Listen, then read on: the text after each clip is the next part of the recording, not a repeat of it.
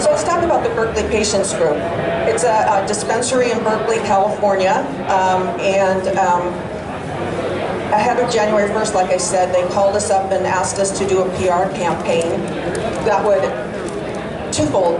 They wanted to drive, obviously, traffic to their January 1st celebration, but they also wanted to start getting out their story more and through the press.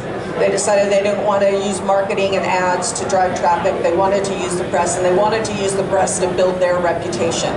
They're an amazing company, and so we got hired and we sat down with them for what we call an imaging session, which I'll talk about a little bit more later. But we had to find their story because everybody wanted press coverage around January 1st. There isn't a company who wouldn't want it. And so what was so different about them? That's what we had to dig for and find out. And their story is that they're the longest continuously running dispensary in the country. They helped the city of Berkeley to formulate its regulations. They worked hand in hand with them. In Berkeley, I believe, if I'm right, Robert, I think they were the first ones to set their regulations. If not first, then they were second. So they've worked hand in hand. They're activists. They're advocates. Long-time activists in the cannabis industry, so they know everything there is to know about legalization, compliance, all the issues that the press likes to write about.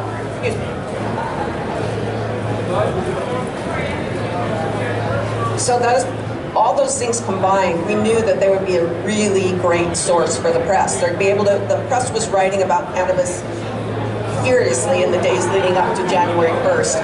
And what they wanted to really hear about was, how is this going to change things? How is recreational use going to change things over medical use? We've had medical use in California since '96.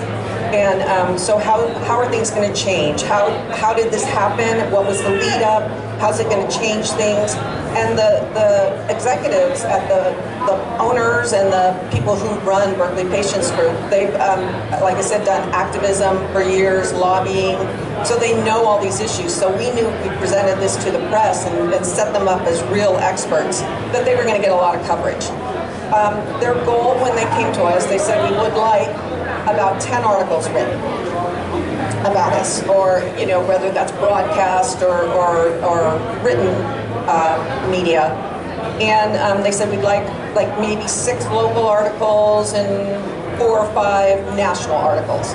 Well, their story's so good, and they proved to be such great spokespeople that they started getting coverage a month before January 1st.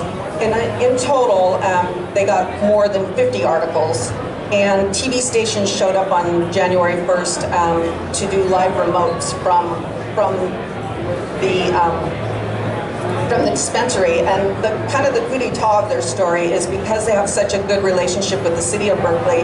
The mayor of Berkeley, who you see in the center cutting the ribbon, he agreed to come before 6 o'clock and cut the ribbon and kick off the ceremonies for the day. And that for the press that's huge. The mayor of your city's there, so you're going to go. So with all that together, it was just fantastic.